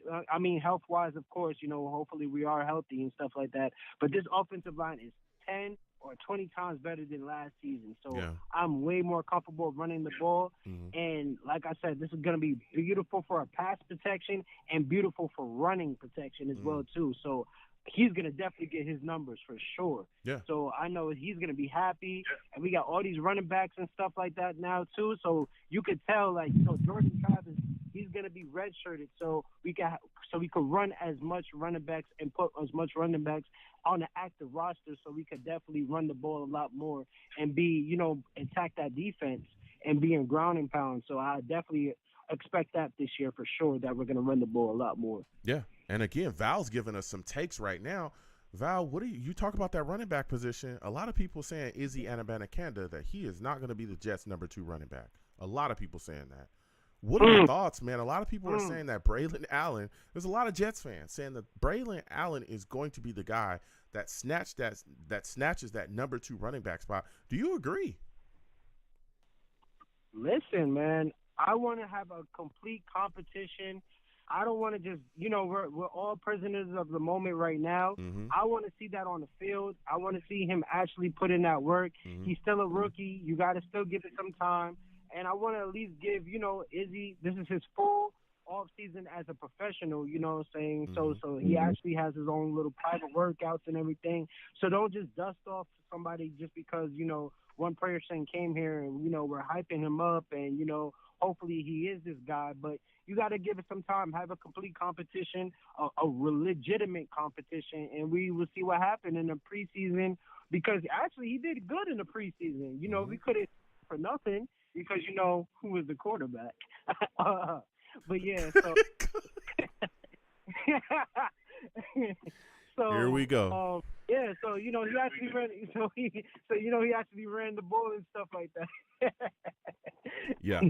So, just give it time. Don't be a prisoner of the moment. And, hopefully it's a healthy competition. And hopefully, the best man wins. Okay. That's the position. But, Brees Hall can definitely take that first one. Yeah, for sure. Now, I know that there's a lot of people that looking at Malachi Corley, man. And, man, a lot of people discussing about how he could be dispatched within this offense to really have an impact. And there's a lot of people that are expecting packages to be put together for him. Some people want to see him more in the slot. Some people talking about him possibly being a guy that can move into an outside role, maybe that number 2 role. There's some Jets fans out there talking about that. What do you think would best fit Malachi Corley, man? I'm thinking he's more of a package guy. Of course, that slot I think will be available, but I think, RPOs, a lot of stuff in the flats I think would greatly benefit him. Just something to get the ball in his hands quickly and allow him to be that guy to, to get that yak, to break those tackles, to be a Golden Tate, kind of, a Jarvis Landry, a Debo, kind of asking what they do within their offenses. What are your thoughts there, Val? 100% agree with you. I don't want to see him in the outside. Everybody keeps forgetting we got Mike Williams. Everybody forgot about him. Yep. We got Mike Williams. He's going to be the second wide receiver. Mm-hmm. So you got Garrett Wilson, number 1, Mike Williams, hopefully healthy. And listen, this is a one-and-trip deal for his contract. So, it's nothing to head in the rush, So that's actually really good. Good job on Joe Douglas' part about that. And I would say, Corley, man, I would definitely package him up, put him in the slot. Listen, he takes hits. He loves the contact. He wants to. He's gonna be fighting for yards. Yep. You want to have him as like that Debo Sanders. You want to actually get him into Wildcat. You want to give him into those packages. You want to dunk off like screens and stuff like that. Say for 3 and 4, you want to dunk it off and just pass it to him. Everybody blocks for Corley, and Corley's going to run the ball. He's going to fight for yards and stuff like that. Mm-hmm. So you could do tons of stuff. And I'm just so happy that Aaron Rodgers extended that olive branch and that invitation, the invitation to stay with them. Yeah. Invitation to play with him and to actually get him in his guest house to get, their chemistry going. I want him to do that with Garrett Wilson because I want him to get that number 1 wide receiver on point and get that, that I would say like that Adams, type of chemistry going and everything so they could get flowing because the way how they was playing in the preseason, I couldn't imagine how they was playing in the regular season together and stuff. So, that is only up for here, man. I'm just so excited at how this offense is going to go. And I'm also excited to play with them on Madden, too, because I'm going to be killing. It's like how I did this year. Listen, Val, my final question before I let you go. Will McDonald, man, a lot of people have big expectations for him this upcoming season. Is there a sack total that you have in your mind that he should have this upcoming season? Man, listen, a lot of people's putting pressure on Will McDonald. I still feel like this man, Will McDonald, is going to show up and show out, man. Listen, this man, if you, like I said, if you've seen the Hard Knock series and everything, you would definitely see that this man has a lot of talent, a lot of techniques and stuff like that as a rookie. So can you imagine him fully, he has Hassan Reddick as his mentor. He has Jermaine Johnson working out with him. So he's going to pick up bits and pieces of what he did last year, and he's going to take it to this year. Expect him to, if healthy, take that next leap and take that next step. So I'm seeing like a good 7 to 10 sacks probably this season. That's what I'm predicting because you can only double team on one player, and we got a crazy and a deep defensive line. So, man, best believe this is going to be a scary defense for a lot of offensive teams for sure. Yeah. Yeah, it is. Listen, Val, before I let you go, what are your thoughts, man, about the situation? Clemens, a lot of people looking at Clemens, man, and saying that he's got to be a guy to step up. How are you feeling about him going into camp, going into the season? Do you think he's a guy that'll bring it around, especially with JFM being gone? Sheesh. Yeah, Clemens, man. Listen, love the guy, love the character. It's just not – it hasn't really translated that it really has to translate to the on the field play and stuff like that. Great story and everything. You know, I love the Debo role and everything that he does play. Yep. But he has to really show up this year. This is a do or die situation. You Facts. know, he has to really show up. And, you know, I did like the stuff that he did against the Bills and everything, hyping them up and everything, you know. But he has to really show up because, listen, the competition's at an all-time high with that defensive line. I can't even lie. It's going to be a tough decision, but I love it because it's only going to be up for here, you know. And I hope that we can get Hassan Reddick, you know, that extend him to a contract. I don't see no talks about that yet, so I really want to see that happen. But so far, you know, I hopefully Clemens does make the team and actually, you know, shows up. I'm pretty sure he's going to make the team, but take that next step. Take that next leap for sure. Yeah. Listen, Val, I got to slide off. Next time I have a show, I want to hear from you, all right? Absolutely, man. Anytime I have time, you know, I'm definitely going to call in, you know, and bring the little shenanigans. But listen, anything Joe says at the end is defamation of character because there ain't no proof to it. Oh, that's a lie. I'm not, Joe.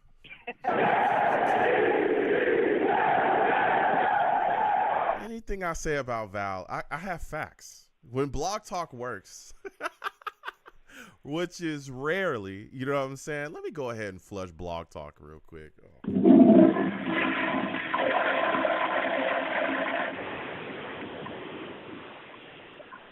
right. You're flush, Blog Talk. Okay? I mean, really, what more do you want from me, man? What more do you want from me? All I'm trying to do is put together a quality show, okay, for Jets fans to call in, talk, and share the love or the anguish about this football team. I can't do this because Blog Talk. But trust me, when Blog Talk works, it's proven facts that everything I say about Val is true, all right? Don't believe him. Listen, we're going to keep getting to these lines again. 515-602-9639. 515-602-9639 is the number. Call in. I'm taking all callers. Again, Savage is in the chat. I see y'all, and I come to y'all as well. Salutes to all of you. Jeremy, I see you in the building. 516, I think we lost you. Call back in, but we're going to get to Jeremy, all right? Because there's a lot of things moving and shaking around here right now. But let me tell you something, man. Salutes to all the Savages again in the chat. This is Low says this will be a tight roster crunch. It will. It will. It's going to be very interesting to see who makes it again. We got camp coming up. That starts in June. So we'll see what's up with that. Again, we got OTAs continuing. A lot of things moving and shaking. All right. Grant Rude salutes to you as well. He says, didn't Sulla already allude to keeping 4 running backs because of the new kicking game rules and wanted to rest Hall as they close out games with the tough yards? He said a little bit of something, but he didn't say. He did kind of allude. But again, we will see if that's what he actually does. I believe that that's what they will do. And I was talking about that the night that those guys actually got drafted and brought into the building. So salutes to everybody. Again, salutes to everybody. Ali, I see you in the building. Bree, all right, I see you in the building as well. And we're going to get back to these lines again. 515-602-9639. 515-602-9639 is the number. Call in. I'm taking all callers. Next, we're going to Jeremy. All right, Jeremy, I know he's got some takes for us. For those of you that do not know Jeremy, he's a savage. Savage! Damn, Jeremy. Salutes and respect to you, man. I want to thank you for calling in. Listen, we're talking that talk, all right? A lot of heat being spread here. We're talking about the Jets offense. We're having a discussion. There's a lot of talks around it. Robert Sulla, man, being more involved in the Jets offense. Aaron Rodgers gave him a shout out. What are your thoughts about that? I think it's good representation for a leader. I think he should have done it a long time ago. It's not so much the X's and the O's. It's about how it's symbolic. Like the coach should be there. He should be participating, talking. The offense needs to feel as important as the defense, and I think that's been lacking because when you have a head coach that's just barely paying attention to that room, it just doesn't work well. It's like he's one leader. He leads the whole team. You want a collaborative team. You want one solid team that plays complementary football. You need a head coach that's in both rooms. Yeah. Yeah. Now, and you're completely factual on that, Jeremy. Now, when you look at this situation, right, Aaron Rodgers, fully healthy. He's back. We're seeing him go out there. He's lighting things up in OTAs, looking good. What do you think the New York Jets' offensive identity will be this upcoming season? Do you think it'll be put more into Rodgers' hands where he's going to be throwing us, into wins? Or do you think the Jets will lean more on the running game and Breece Hall? I think and this is really cool, is that our identity is going to be we're going to do both. And when I say that, I mean in the right situations against certain teams when it's working, we will pound the ball all day long. And then on third down, 3rd and 5, 3rd and 6, that's why we got A-Rod. He's going to eat you alive. He's going to help us get the first down every time. He's accurate and he's smart. He's going to call the right plays. Mm-hmm. But I also see, situations where we're going up against a team with a great secondary, great pass rush, and the better way to run, or a weaker pass rush with a great secondary, where the better thing to do is just I'm actually getting all spun around. The opposite, where the secondary is not as strong, but the defensive line is strong. You pass the ball and you air it out. Basically, we could play either way. We could play the either weakness, but I think the main character of the team is pound and ground, power football, power run, eat up the clock, and we have the capability of passing when we need to. Yeah. Now you're talking about running the football, ground and pound, which I think is I think that's personally going to be more of the offensive identity this upcoming season. You look at Izzy Anabetokende. There's a lot of Jets fans that believe that number 2 running back role is going to get snatched from him. A lot of people talking about Braylon Allen being the guy that's going to snatch that. Do you believe that to be true? Yeah, I do. I mean, it has to happen. It has to be earned. It's not going to be given or handed. But based on, my opinion, I do think that Braylon Allen's going to win that job. I think that what they have in mind for him is to be not just, right now an RB2 that's going to spell Breece Hall and everything. But I think that Isaiah Davis and Izzy are going to be the role players. Like, they have a role. Izzy's a change of pace, quick. So he might come in when they want to, they're grinding down the defense. He comes in, pounds some space, and he's going to, hit a home run and just break a touchdown run. Isaiah Davis, you're going to see fourth quarter grind, just pound a beat up defense when we have a lead, eat up the clock, get us out of there, keep Breece's legs fresh. And I think Braylon Allen is not only the guy who's going to get carries and everything like that when Breece Hall needs a break, but I think he's our backup Cal. He's our backup Cal running back, meaning if Breece Hall, knock on wood, hope it doesn't happen, was to get hurt, miss a couple of games, I think that Allen is our bell cow running back in the place of Breece Hall when he's injured. Yeah. No, yeah. I mean, we'll see, man. Braylon he's a big dude, man, and I think that he has the talent. I know a lot of people are talking about him overtaking Izzy, but I just got a feeling that Izzy's going to be able to hold on to that number 2 role. I think that Izzy's quickness, I think his ability to catch the football coming out the backfield, I think it opens up a lot of doors for the Jets, especially when you look at a lot of the things that we saw Nathaniel Hackett and Aaron Rodgers do in Green Bay. They utilized a lot of people that kind of had that same makeup as Izzy. So we'll see going forward again. Braylon Allen, I think, is absolutely going to play some meaningful impact snaps this upcoming season, especially for the short yardage stuff. I think he's going to be big for that too, but he'll definitely have his chance. And I think that he's going to definitely get the rock within his hands. Now you look at this wide receiver position, Jeremy, there's some battles to be had. We know, Wilson, at least this is how I feel. We know Garrett Wilson, Mike Williams, Corley, and sadly, but Alan Lazard is probably guaranteed to make the roster, right? If the Jets carry 6 wide receivers, who else do you think ends up grabbing those last 2 spots? Are you thinking Gibson? Are you thinking Brownlee, Taylor? Some people talking about Irvin. I mean, what are your thoughts, man? I think first of all, I do think they're going to go with 7 because I think they think of Irv Charles as a special. I think they think of him as a special team specialist. I think he's a future gunner for the team. So that's why I think they'll go with 7 because I think they almost don't even consider him fully as a wide receiver. I mean, maybe they'll try to develop him, but I think they see him as a specialist. But if they don't, they go with 6. I think the biggest person in danger is Xavier Gibson. I really do. Okay. Why do you think that is? Because, I mean, we saw Gibson on returns. He had some meaningful impact plays for us. He won us that Bills game as well on a big return. Why do you think that he's the guy that's the most in danger? I don't want him to be, but I just think, he had that return, but after that, it was not pretty. There's a lot of drops. Hard to trust him in punt return right now. I think we drafted and brought in some players who could play special teams and replace him. I think that they're planning on mixing Lazard in the slot, even Garrett Wilson in the slot. Now they have Curley. Look, I don't want it. I think they're going with 7. I think Xavier Gibson is going to have a sophomore year and a second year and a chance to develop and put those little those quirks behind them.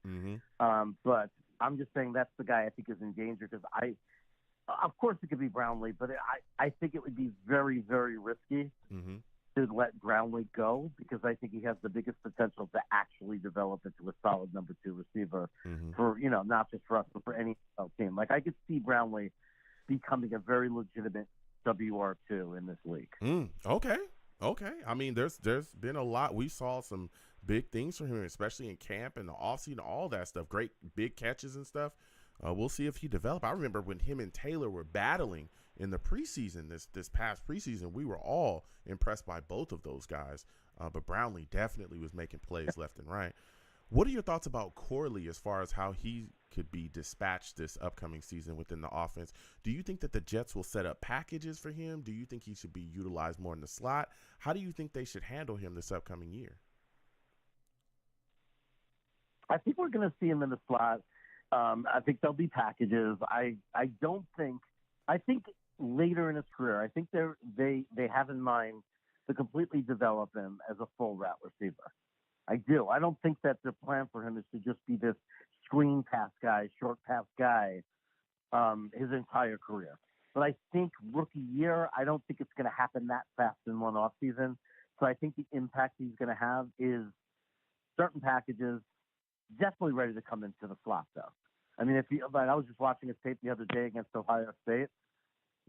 They needed to focus so heavily on him. Yeah. So you stick him in there with Mike Williams and Garrett Wilson, they're not going to be able to put and you have Brees Hall in the backfield. They're not going to be able to put the attention to Curley that they did in college. And Ohio State beat him the whole game, and he still against Ohio State with Western Kentucky players around them still put up a show and put up numbers and had a great game.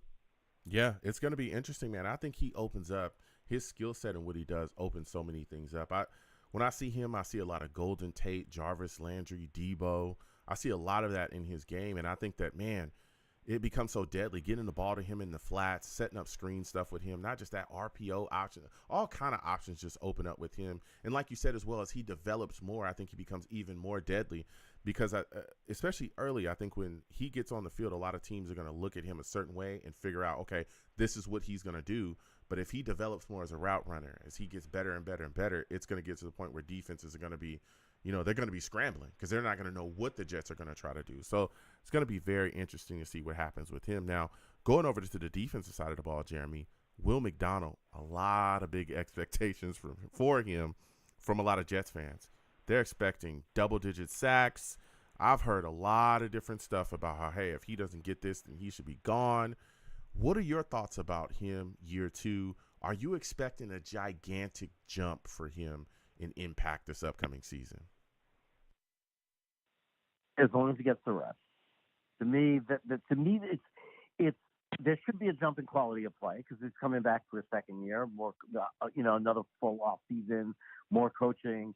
I know he's putting on some extra pounds for strength, but the reality is, last year just by his win rate, if you look at just his win rate last year, if he plays more reps, he gets more sacks. I mean, he's probably an 8 to 9 sack guy last year if he plays anywhere near the normal amount of reps a starting edge plays. He simply was stuck behind elite talent. So as long as he gets the reps, I think we're going to see it. But I think that Jeff has got to stop looking at box scores. And because we have so much talent because we have so much talent in position, you got to just watch him play when he's in the game. Mm-hmm. As long as people watch him play when he's in the game. When they stick him in that game, as long as he is containing the edge against the run, and as long as he's causing disruption in the backfield, there shouldn't be any complaints no matter what the box score says. Yeah. Well, why can't I stare at box scores, Jeremy? Why can't I use Madden ratings to tell me how good my Jets players are? Why can't I do that, Jeremy? Who are you to tell me that I can't utilize those metrics as measures to how good these players are? Who are you to tell me that? All right? Who are you to tell me that? You absolutely can. I just don't think it should be the only. It just shouldn't be the only thing people use. Yeah, that's all I use. All right, that's all I use. I'm gonna keep you. It's been good to me. I'm gonna keep doing it. Listen, Jeremy, before I let you go, Michael Clemens, man, what are your thoughts about him? Is he in danger of losing his roster spot? John Franklin-Myers is gone. We got a bunch of guys in here, especially some undrafted guys as well. There's been a lot of people screaming about, McGregor, Eric Watts, a lot of people talking about him. Leonard Taylor has been a name that's constantly come up from Jets fans, being a guy that can actually make the active roster, being an undrafted free agent. What are your thoughts about Clemens, man? I think people really jumped the gun. I know he had some I knew he had some questionable plays here. Yeah. And he had some behavior after the Buffalo game. Like, Yep. I get it. Yep. I just see Clemens, them just throwing him away. There still was a lot of potential there. He had a good. I thought he showed a lot his rookie year, and even last year. Mm-hmm. I think the bad is over. People are overlooking and forgetting the good. Mm-hmm. He's good against the run. He's very physical. He's a good body to have in there. He's versatile. You can move him to the inside. Mm-hmm. He's got, I'm not going to say he's player of the year, but he's a cheap, inexpensive role player that still has some potential to grow this year and come out better than last year. I don't if he doesn't deliver this year, if he has a bad year, then fine. Next year anything goes. He could be cut. There's no doubt about it. But I don't see them giving up on him after his first 2 years overall, based on the fact that he did show some potential. He played well at times. And again, he's not costing us a lot of money or anything. So I don't think they're going to give up on him. Okay. Listen, Jeremy, this has been a phenomenal call. You spit some facts. Before I let you go, let everybody know everything you're doing. You got a YouTube. You put out a lot of content. Tell people where they can find you, man. You know what's better than my football YouTube channel? That's better than Jets Chaos is Brooklyn Brothers Food Review. That's me and my two brothers reviewed restaurants all over the country. Okay. Wherever we're traveling. Any kind of food, and it's called Brooklyn Brothers Food Review, and that's really the channel I would love for everyone to check out and support. Mm-hmm. All right. Listen, Jeremy, I'm going to keep measuring my players by their Madden stats, okay? Even though you said not to do it, I'm going to keep doing it because it's been working for me. And I want to thank you for calling in tonight. Phenomenal call from you, Jeremy. Thanks, man. It's always great to talk to you. All right, you have a good one, man. I'm going to just keep using Madden. It works. It works. All right? I'm better than Adam Gase. I mean, Madden says I'm better than Adam Gase, man. Come on. All right. He sucks. All right. I'm better than him. So I'll take that. All right. Listen, this has been a phenomenal show. 516, I think we lost you. Hopefully we get to you next show. But this has been a phenomenal show. All right. A lot of great takes, a lot of great calls from everybody. We're going to go ahead and wrap things up. Listen, I'm the man of the people. I'm here for the people. Let me shamelessly promote my Facebook page. Everyone go on Facebook, search The Long Beach Joe Show. Like that page. My content's up there. Go ahead and give it a listen. Message me. I'll message you right back. I love going back and forth with you folks about this football team. Also, leave me some feedback. I love hearing about what you folks think I do here on The Long Beach Joe Show. I am also on Twitter as well. Going over to Twitter, type in @The Long Beach Joe, @The Long Beach Joe on Twitter. All right. Follow me. I'll follow you right back. I love going back and forth with everyone about this football team. Also, okay, I'm the troll that lives under the bridge, and I will have my Vera Tucker jersey on at all times. At all times. Okay. Man, when AVT comes back this year, brother, oh brother, people are going to pay. All right? People are going to pay. And y'all going to see what time it is. That boy is going to destroy defensive linemen. That's what we do at SC. That's all I'm saying. Fight on, okay? I'm also on YouTube as well. Going over to YouTube, type in, okay, Long Beach Joe Jets. Long Beach Joe Jets on YouTube. Subscribe. Hit that notification bell so when I post content, you will be in the know. Also, give the videos a thumbs up. Give the stream a thumbs up as well. Share it across your social media with your friends and family. And if you're going to troll me, get in those comments, troll me, and we can go back and forth. And as always, people, when I see you in person, because you will see me, I'll be outside. I'm not one of those people that don't be outside. I'll be outside. All right. I'm not scared of no smoke, and I ain't running from nobody. Okay, nobody. I'll be at the games and all that. Even when I be at the games, I don't be all in the press boxes. No, I'll be right with everybody else. I'm a Jets fan, so I'll be with the Jets fans, right? When you see me in person, it is arms out, chest open, free hugs for everyone. Okay. Free hugs for everyone. The hugs will cost you absolutely nothing. They will remain free. They will always be free, no matter what anyone tells you. I want to thank you folks for interacting with your boy, for talking, for salutes to all the savages in the chat. All right. Any way that you interact with me, I want to thank you folks. All right. Without you people, I'm absolutely nothing. Thank you for taking the times out of your day to do that. All right. To interact with your boy any way that you do. So until the next show, you folks have a good one. Peace.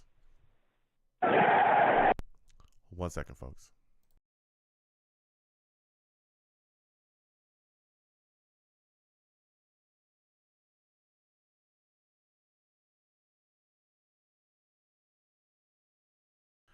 Bam.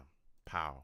Okay, we back. Listen, I want to thank everybody for checking the show out, for watching me. Salutes to everybody. Bree, thank you so much. He says, great show, Joe. Thank you so much, Bree. I appreciate you. Exclamation point. Links in the chat brings up my link tree. My link tree has links to all of my social media, all of my YouTube pages. I got reactions coming. Check those out. I have a reaction channel. Please go check that out as well. Subscribe to all of the YouTube, especially this channel as well. If you haven't already, hit that notification bell so when I post content, you will be in the know. All right.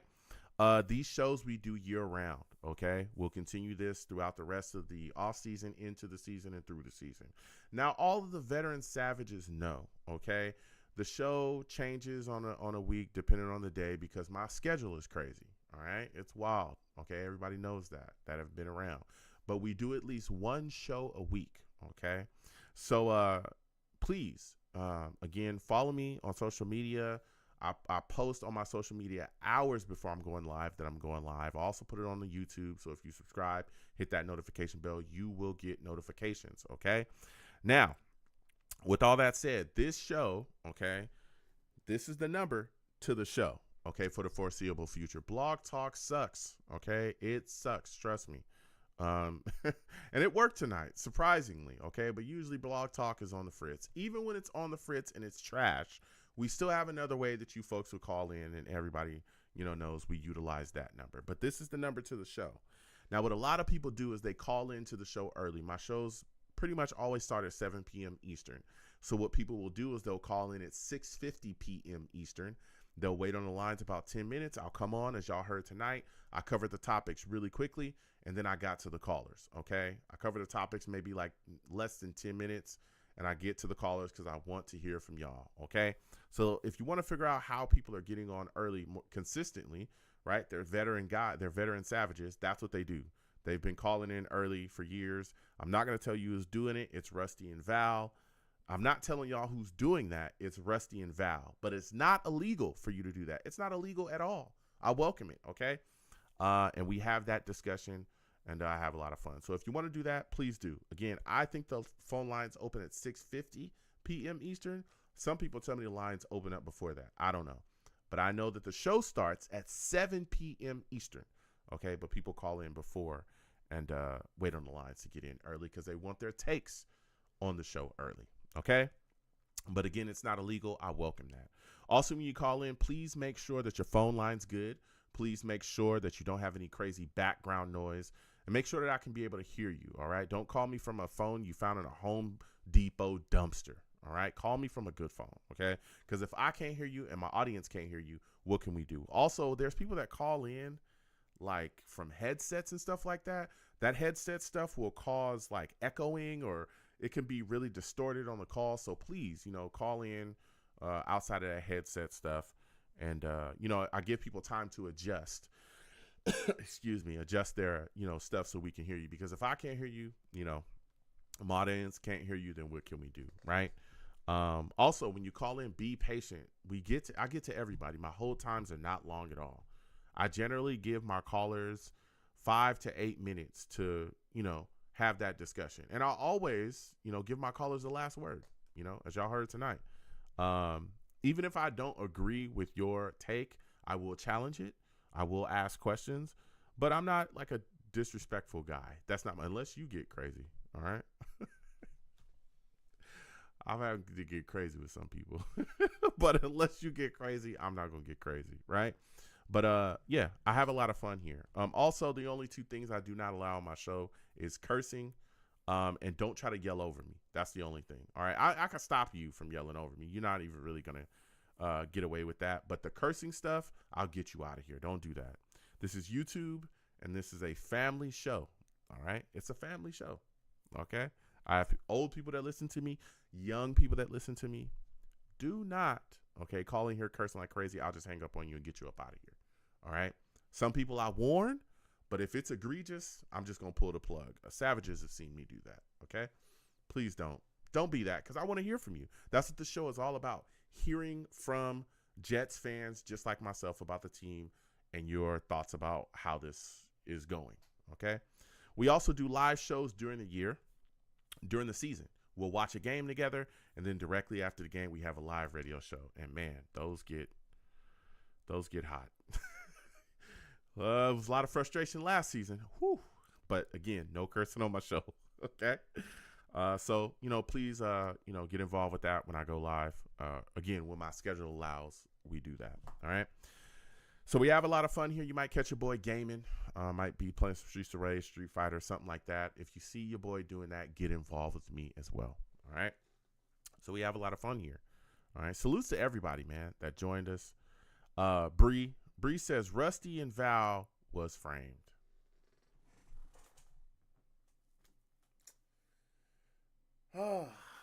Not you two, Bree. Not you two, bro. Rusty and Val are not framed, okay? Listen, Blog Talk worked. I can prove these things. I can prove these things. They were not framed, okay? Salutes to you, Bree. Good to see you in the building, though. All right. Outlaw, always good to see you in the building as well. All right. Dane, salutes to you. Ron P, salutes to you as well. All right. Salutes to everybody that came on by. Ali, always good to see you in the building. He says, what's good, Jet Fighters? Let's go. Jets, Jets, baby. Salutes. Good to see you in the building. All right. Salutes to everybody, man, that came on by, said what's up to your boy. Crazy Sticks, salutes. Good to see you in the building as well. Grant Rude. Michael, salutes to you as well. Vibes, always good to see you. Lil Balloon, always good to see you in the building as well. Salutes. Okay. Keep posting that content. All right. Jaleese, let's go. She's crazy, man. She's crazy. Dre, always good to see you in the building. Soup. Always good to see you in here, man. GVH, always good to see you in the building as well. June, salutes to you too. Christopher Phillips, always good to see you in here as well. Jay, salutes. Always good to see you in the building as well, man. Salutes to everybody. I got to get on up out of here because my schedule is crazy. Okay, listen. Be safe, okay? Be safe, folks. There's a lot of crazy people, all right, in these streets. Don't ask me what's going on in the world, but the world is getting crazy. Be safe, all right? Sit down with your friends, your family, eat some good food, watch some good TV, and make those moments, man. Make those moments with the people that you love the most. It's important because you never know, man. You never know. So let the people that you love know that you love them, all right? So until the next show, I'll see you folks, all right, on the next one. You folks have a good one.